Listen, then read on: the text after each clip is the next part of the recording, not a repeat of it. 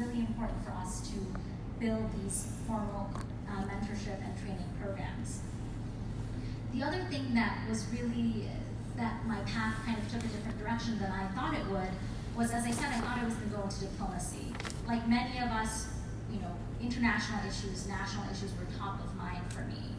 But to our detriment, I think that we neglect the local, because the local is essential. And if we don't build from there, I'm a Democrat, and during Donald Trump's inauguration, there was a panel at Princeton University where I teach about the crisis of global liberalism.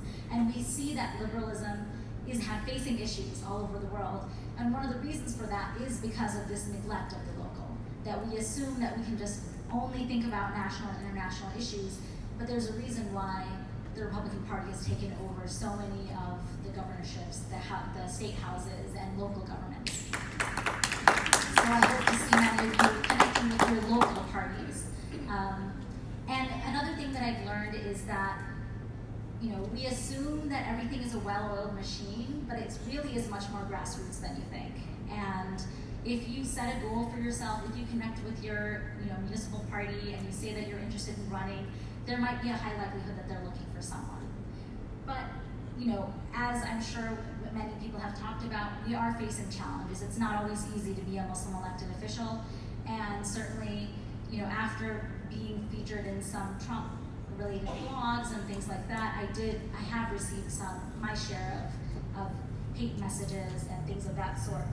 But I have a poem that I found really empowering, and I wanted to share with you all, and basically just close with that.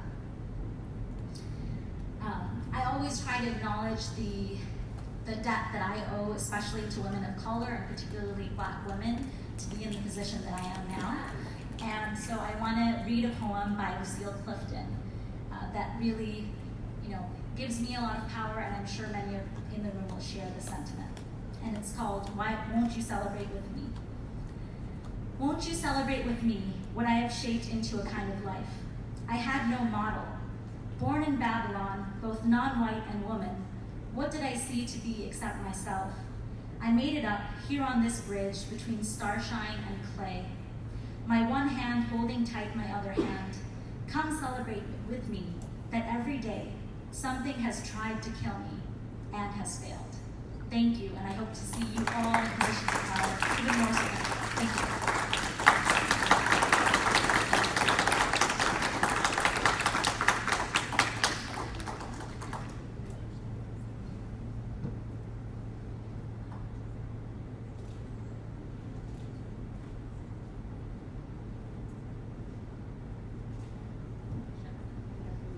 Thank you.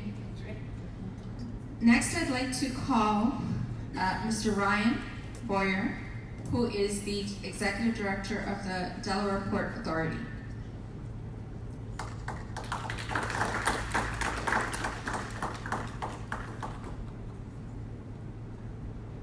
Assalamu alaikum.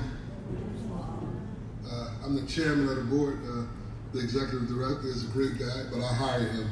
He works for me. No, it's fine. My name is Ryan Boyer. I'm also the business manager of the Labor District Council of Philadelphia and vicinity, which we represent over 7,500 construction workers, and we're the only building trades that's headed by African American in the Commonwealth of Pennsylvania, and we're also the third largest pack in the building trades in Pennsylvania, and the fifth largest pack in Pennsylvania of any type, which means we give a lot of money away. So I'm here to talk about the nexus between the policy prescriptions in politics and the public and the private sector who gives that. We have to support groups like this.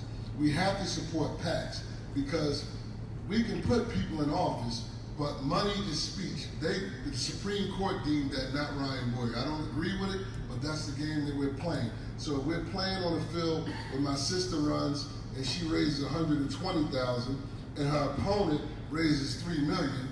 It's hard to be successful with those odds. So we have to build coalitions with everyone. And we have to look inward. As a Muslim community, I am shocked by how we're not together. We're very segregated.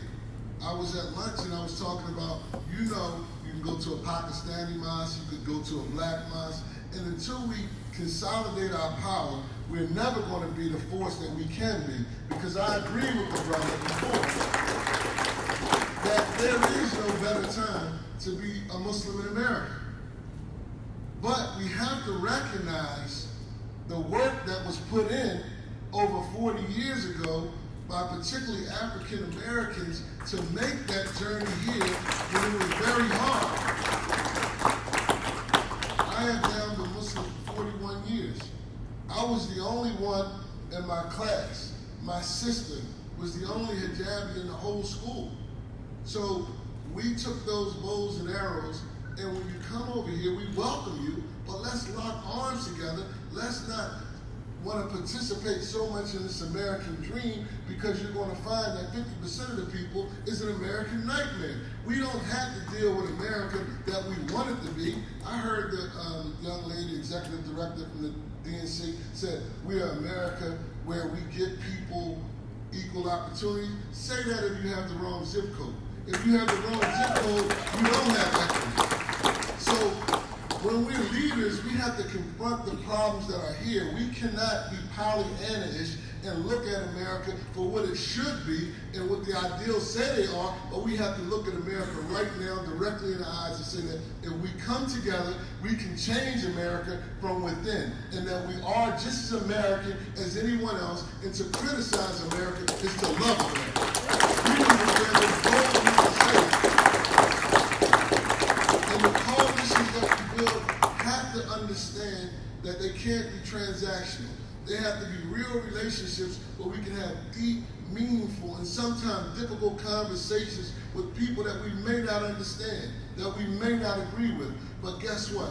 Equity is in their hearts. Equity is in the heart of a person that comes over here of color that has never been accepted by America, yet we still are on Congress, we run, and we even elected a president in spite of all that. So we can do everything, but we must be together.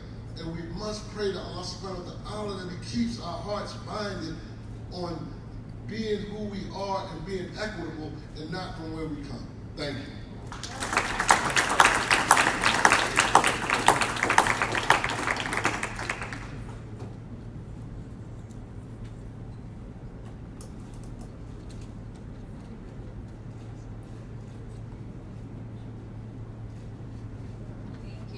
And I hope that, for those who are here today, still this afternoon with us, you experienced that diversity at this conference.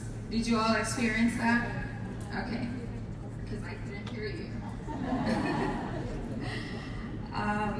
Okay, so the next person that I would like to call upon is someone that I think every one of us knows and is very familiar with. Is the founder and actually president of the Muslim Advocates, Farhana Kara.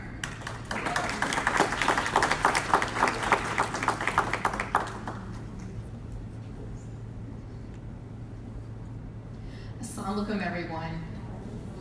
I first want to thank the organizers, Fazala, Zarina, Ijaz, Bashir, all of the organizers and everyone involved with this conference. It's truly been an honor to have Muslim Advocates be a supporter and a participant at this inaugural conference, and I think this is really an important initiative. At the time of 9/11, I was working here in Washington, D.C. On the Hill, and literally as the call was being made for members of Congress and their staff to evacuate the Capitol, I happened to be in a meeting with a staffer for another member of Congress talking about legislation to end racial profiling. And at that time, the conversation around racial profiling was primarily about traffic stops, pedestrian stops, some borders. So it was primarily about Black and brown communities. But then on that morning, in an instant, the conversation around racial profiling suddenly grew exponentially to be a conversation that also included my faith community. it became a conversation about racial, religious, and ethnic profiling. And at that time, as Shahid was mentioning, there were very few of us who were Muslim and working in government. It was almost like you could count them on your hands practically. And there were very few Muslims who were with any prominent media outlets. Again, you could probably count them on one hand, Muslims in the media. And to my recall, I could be wrong, I don't remember there being a single Muslim elected official at that time. And so there was a lot of fear in our community. For those of you who were old enough to remember 18 years ago, there was a lot of fear because suddenly the immense power of our federal government was targeting our community based on our faith. And yet we felt powerless to some degree. And so there were certainly a lot of people who tried to keep their heads down, cower, and were reluctant to speak up and to stand up for their rights. But over time, it has been absolutely exciting to see our community really rise to the challenge. So whether it's each year, I feel like there's more and more young people going into media, seeing now, as we were just discussing, literally dozens, if not hundreds of Muslims who are running for office, the local, state, and federal levels, and staying civically engaged.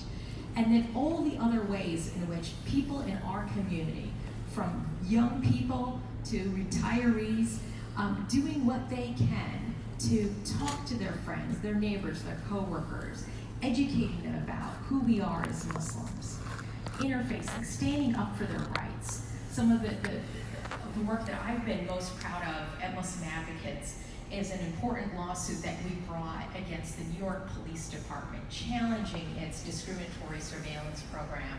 And thank you, but it was an honor to work with the courageous plaintiffs from New Jersey in that lawsuit. And it was a diverse group of plaintiffs from our community, from those representing the Shia community of New Jersey, the African American mosques in Irvington and Newark, and just a range of the community that came together and said, we're going to stand up to the largest, most powerful police department in the country, if not the world. And because of their courage, we secured one of the most important decisions from a federal court, striking down religious profiling by a law enforcement agency. And so when there's been, I know a lot of folks appealing for the need for us to come together as a community. I think there are these examples where we have been coming together, and we need to continue to come together. And this conference is another example of that, of our very diverse community coming together and showing our strength. And I also think, frankly, the reason why it seems like all of this anti-Muslim hate is intensifying, it's not a coincidence. I actually think it's because our strength as a community, our political power, our civic power has been increasing. And so that is being seen as a threat. I mean, to be honest with you, in the immediate aftermath of the November 2016 elections, I actually thought it was going to be a deterrent to our community to want to stay civically engaged. I thought people were going to say, look, I worked really hard, and I can't believe this guy got elected, let alone thinking that we would see some of the greatest rates of people running for office. So we've seen, I think, an unprecedented amount of civic participation, people running for office, voting, mobilizing their friends and neighbors. And it's precisely because the powers that are out there that don't want our voices to be heard are feeling threatened. They're seeing us rise. They're seeing our voices rise. They're seeing us engage and engaging successfully. Each Muslim member of Congress who has served, they haven't been representing a majority, a Muslim district. They're representing diverse constituencies. Our community is able to reach across religious lines, across differences, to find common ground with our fellow Americans. And that's what people some parts of our society are so threatened by. And so the last thing I want to leave you with is really encouragement to keep doing what you're doing. Because what you're doing each and every day, whether you're running for office, working on a campaign, being involved in a local organization, you're giving not only me hope, but you're giving hope to literally millions of people in our community, millions of young people, and frankly, I think the entire world, that we will not be silent in the face of hate and bigotry. We will stand for justice. So thank you all so very much for all that you're doing, and congratulations on this wonderful, successful conference.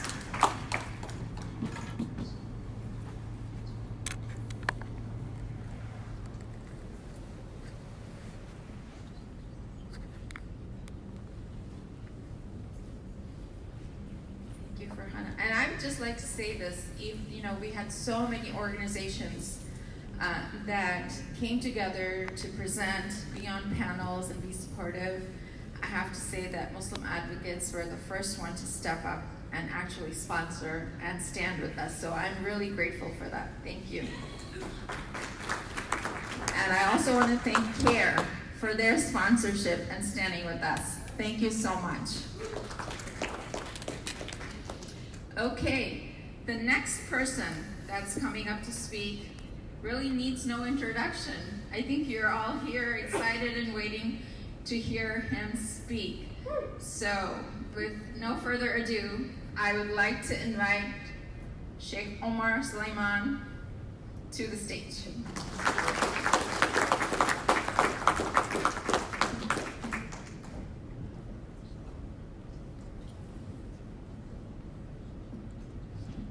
Assalamu alaikum wa rahmatullahi wa barakatuh. You need to do the loud salam again so you can get people excited. Assalamu alaikum. أعوذ بالله السميع العليم من الشيطان الرجيم بسم الله الرحمن الرحيم الحمد لله والصلاة والسلام على رسول الله وعلى آله وصحبه ومن والاه. So I am popping in literally in the last part of this conference, and I have not had the blessing of engaging and meeting with you all on a personal level. But anytime that people can come together and can discuss progress, and people can be invited across the spectrum. I missed Bashir Jones. I'm a fanboy of Bashir Jones. So, I didn't get a chance to see Bashir Jones here this time. He's my brother, but anytime people are given a place to speak their truth is a very beautiful thing, inshallah ta'ala. We can come together and figure things out. And often the biggest accomplishment of a conference like this is not the words that are spoken, but it is the fact that it happens, and the fact that people are able to come together and to think about how they can cooperate for a better society, for a better situation for our community. So, a sobering reality, I'm in Texas, and that's part of the sobering reality. These last few months, I'd say this last year in particular, family separation policy at least came to light, or came to the forefront of our discussions about 13 months ago. And since then, it's been a painful reality that's dawned upon us that you literally have warehouses around us in Texas that are unnamed and unmarked, and that we usually come to find out after the fact have been turned into private detention centers for children. And often once we discover that, you literally have thousands of children shifting around from warehouse to warehouse in horrific conditions without any type of monitoring, any type of oversight. Once you discover that, it's usually too late. And you kind of wake up every day in Texas and you ask yourself, am I dreaming? Is this for real? Is this really happening right here? The detention center, there's one only 13 minutes away from me that we found out about.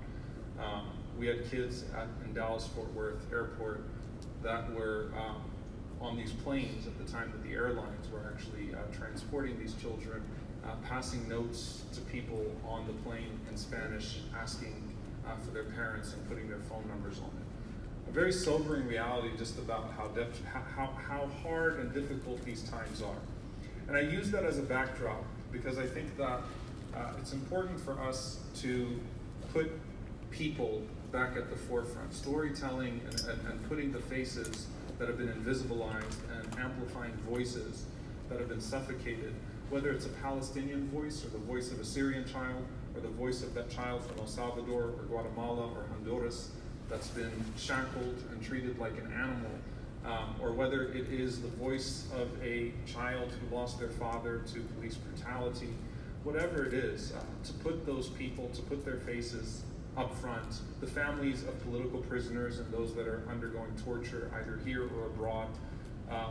It's always important, I think, for us to put the human face first, that there are real people whose lives are at stake with everything that's taking place here. And I think that we forget that sometimes. If you're in Texas, it becomes just a little bit harder to forget that. And it's important for us to put ourselves in proximity of that.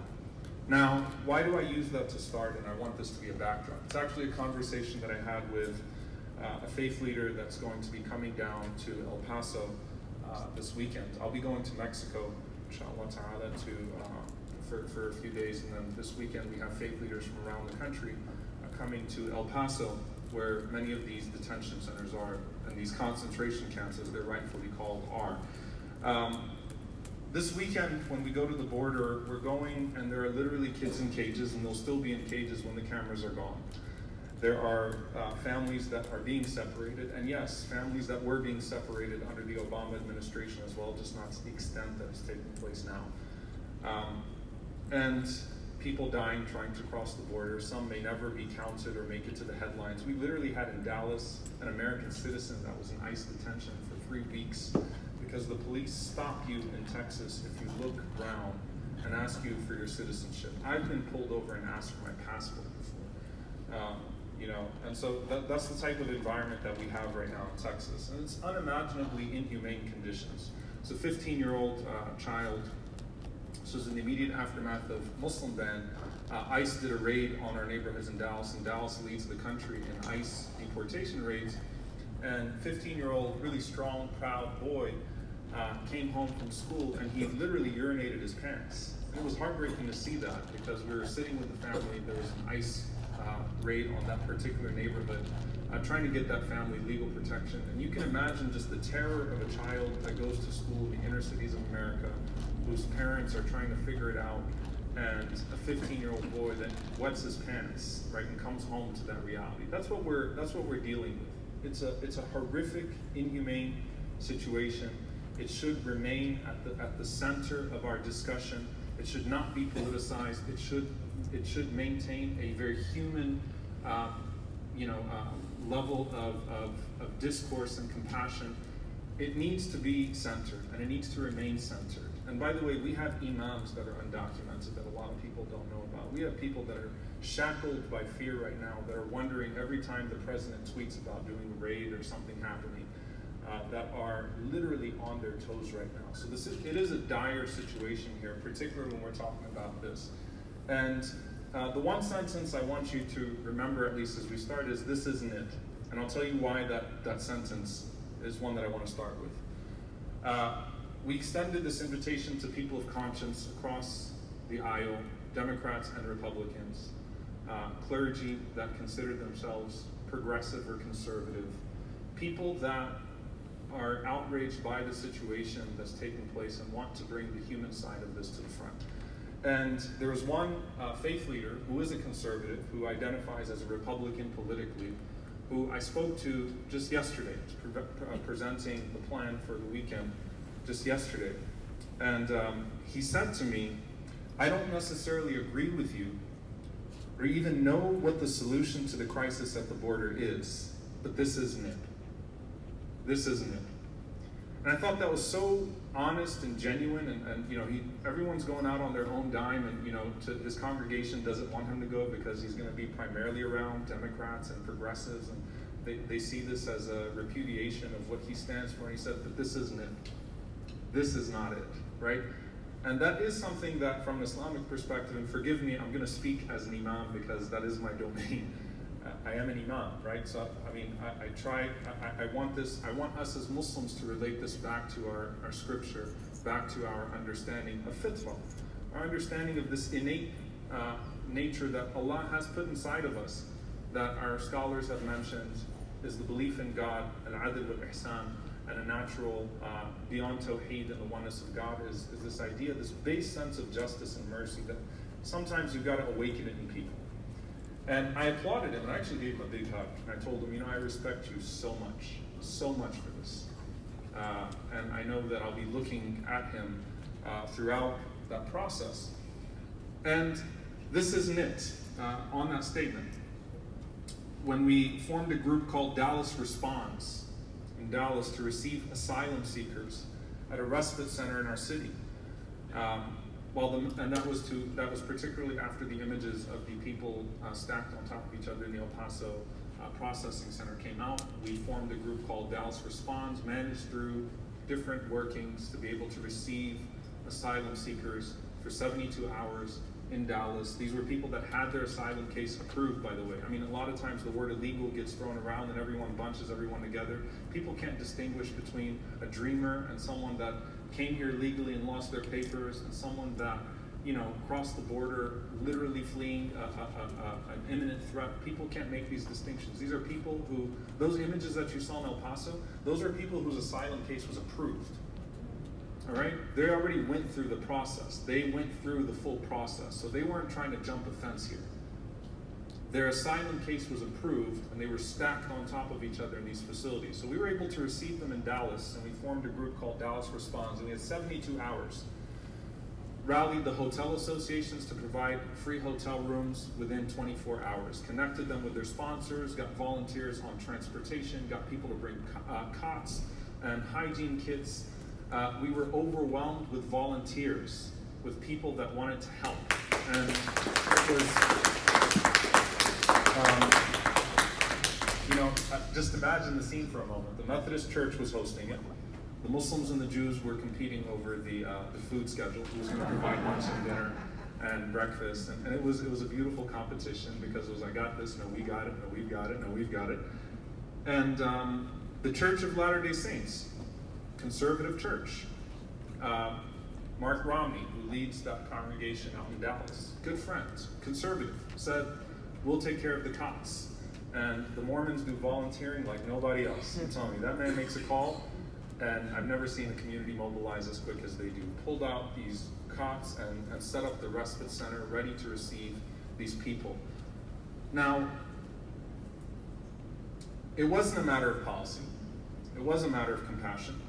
And there's something crucial here. No one was asked to subscribe to a particular political platform or comprehensive platform before participating in this noble cause. You just had to be willing to come to the table and volunteer and support that particular issue. Now, for some people, coming to any table or any platform with people you disagree with is problematic. But this is how we've chosen to organize ourselves in Dallas. We have a multi-faith coalition, one of the most vibrant in the country, known as Faith Forward Dallas. We ask people to come to the table as they are to work on an agreement, to work on an agreed upon set of issues. You don't have to diminish anything of yourself. You just have to be willing to commit to the betterment of the world around you. Basically, show us how you being full in your tradition and having that conviction in your tradition is going to lead to a greater commitment to the society around you. And that's how we welcome people. And we do have people on all sides of the spectrum that come to the table. Now, this is a very different scene than a multi-faith coalition or an interfaith group, all right? But I want to use this as a springboard into a larger discussion. As our country becomes more polarized and tribal, you're asked to diminish yourself to belong to a tribe and endorse all tribal practices to fit in and beat the other tribe. The focus is not on improving society, but on controlling it, either socially or politically. It becomes all about winning, even if that means losing ourselves in the process. As a result of that, we all lose, no one more so than the most vulnerable amongst us. Those that are most vulnerable simply uncritically embrace whatever tribe offers them protections from perceived imminent dangers, but in the process may suffer from another form of elimination. And the issues that largely impact people in their daily lives are sidestepped for issues that divide people along those tribal lines. Focusing on improving society means tackling head-on the impacts of poverty, of policing, of immigration, of militarism, climate change, education. These are the issues that cut deep across identities, disproportionately affecting certain populations, and therefore necessitate coalition building. The work is focused, the allyship is clear, the advocacy is unproblematic for anybody at the table. The issues that our greatest freedom fighters in history focused on were issues that have purged our country for hundreds of years, not just since 2016. Dr. King mentioned the three-headed evil of racism, militarism, and poverty. Malcolm X and Haj Malik al-Shabazz spoke about fighting colonialism and dollarism together and invoked us to focus on combating structural inequities rather than pursuing cosmetic gains. All of these are things that we can come together with all sorts of people from all backgrounds to do. No matter where the political winds sway, we must never stop engaging prophetic activism. You don't need any further incentive to work in anti-poverty, in criminal justice reform, in immigration reform, or in healthcare reform. In the capacity of khidmah, of course, at least what of these elements involves service or khidmah that is rooted in the prophetic way. Fighting exploitation and oppression are part and parcel of our religious identity. Not only should Muslims be present in those areas, they should be leading the way, and that's not because it's good that's not because it's good PR or good political strategy, it's because it is prophetic imperative. It's because it is deeply rooted in who we are as Muslims and what we are called to be and what we are called to do, whether we are advantaged or disadvantaged, whether it's a Democrat or Republican in the White House, whether we are afraid or whether we are secured. These are things that we are inherently called to be a part of us. And this doesn't just mean engaging the feel-good causes. All right, this is something that in the multi-faith world or interfaith world, often, you choose the safest issue to bring everyone together on. But the undocumented community is not going to be comforted by people coming together and cleaning a park. It's a good thing to do. We should do it. We definitely should clean parks, and we definitely should have feed the homeless days.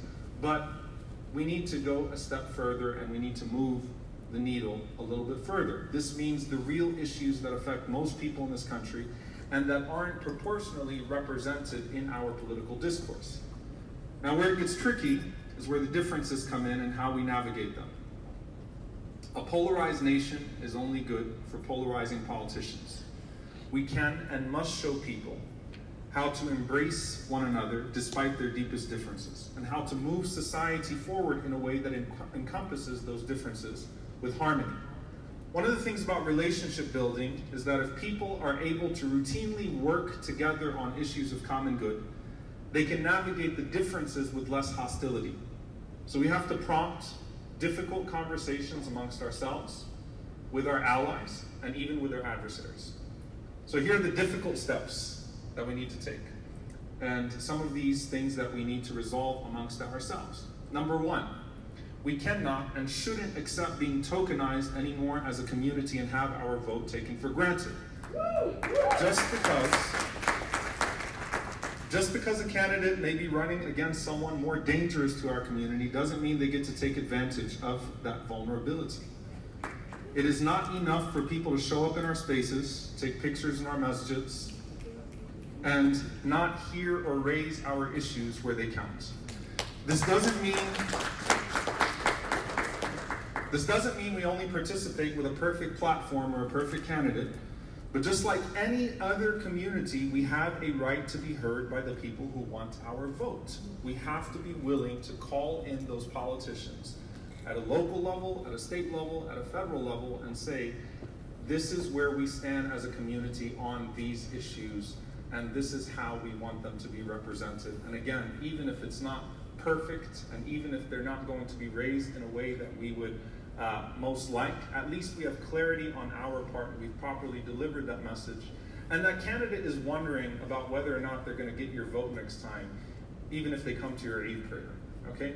And it's very important for us to take that step forward. Number two, an agreeable candidate with whom we disagree on certain issues should be welcomed and engaged on the condition that we are not forced to agree with them or their party on those issues that run contrary to our own ethics.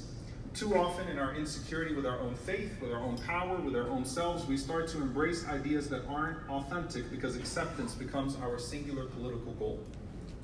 Number three, we're a faith community. We're a community of timeless principles and not trendy politics. I don't want to say and trendy politics, so let me say that again.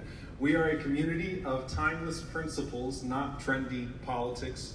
We are not a racial group. We just happen to be a group that is made up of mostly minority races. And so we might be cute on somebody's diversity card, but we also do get to have an agenda and have priorities and speak like a faith community speaks when we're at the table. So as a faith group, typically a faith group has two concerns. Number one, preservation of our faith. Number two, participation with our faith. We want to be American Muslims with a capital A and a capital M. This is not unlike any other faith community in America. We don't just want to exist, but do so in a dignified and dignifying way. And Islamophobia is highly present in most political circles, sadly, just sometimes in more insidious and subtle forms. And we have to be willing to confront that in all of our circles and not be unconfident in doing so. Number four, we must not be afraid of confronting the inconsistencies of dominant popular claims. When conservatives limit their calls for religious freedom to Christian religious freedom, and when liberals limit their calls for inclusivity to only liberal Muslims, they both betray their own professed ideals. Number five, I started with the stuff that we could all agree upon, all right? I'm just saying, all right? Number five, we need to be a part of constructing what a moral center in America actually looks like instead of waiting for it to happen without our input, whether it's on domestic or foreign affairs. We don't have to adopt anyone else's blind spots. We can talk about the child from Guatemala and the child from Gaza. We can talk about the sanctity of the child in the womb and the child that's in the cage. We can talk about Gitmo and Abu Ghraib overseas, and we can talk about our own mass incarceration systems here at home.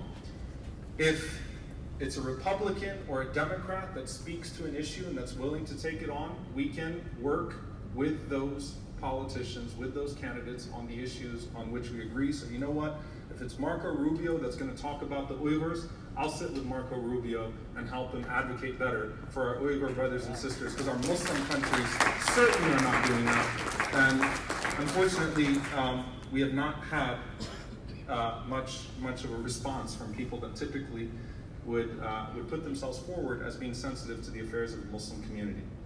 We must not only maintain our own clarity on these issues, but make them priorities of the candidates that solicit our community's support. Lastly, we need more forums for conversations amongst ourselves. We cannot afford to be a self-defeating community. We are already small and vulnerable, and if we don't try to build as much with each other as possible, we just make it that much easier for those that want to see us erased from being present in any meaningful way to achieve their goal. We have to work together on what we agree upon, support one another in our various good efforts, and consult with one another lovingly on what we disagree upon so that we don't become tribes within tribes, but instead brothers and sisters working together for the broader collective. And so I want to applaud you all for speaking with one another, for uplifting one another, from working together, and I pray that Allah allows us to be guided towards that which is most pleasing to Him, that He allows our hearts to be brought together in a way that we can benefit people, that we can help restore the heart of this country.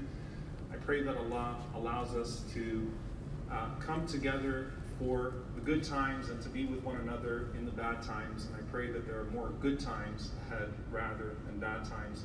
I hope that this type of coming together is done more frequently, that we're able to, again, come together lovingly with our differences and not be afraid to put our vulnerabilities forward, and at the same time center the human cost of some of these bad policies that we're talking about. And I hope that, inshallah, you hold deep in your heart those children. You're all invited to El Paso, by the way, Sunday night, Monday morning, where we're going to be going to these various detention centers. I hope that you hold these children in your heart, inshallah. Once the cameras have gone and once the president has tweeted something else that's crazy, when Mueller dominates the headlines or whatever it is, I hope you don't forget that we are at a breaking point right now, and that this is a critical juncture for us as a country to figure out what we're going to be. Now, we have had, unfortunately, a mark of oppression around the world, but now it's really come to our shores, and it's existed in our inner communities, but it's come to our shores in such an undeniable way that we need to be able to reach out to those who are saying right now, this isn't it. A lot of them came out to the airports in Muslim ban. They might not have particularly liked Islam or liked the Muslim community, but they said, this isn't it. We've got to be able to work with those people and build relationships with those people that are saying this isn't it, and start dreaming about what it actually is. Jazakumullah khairan. Thank you all very much.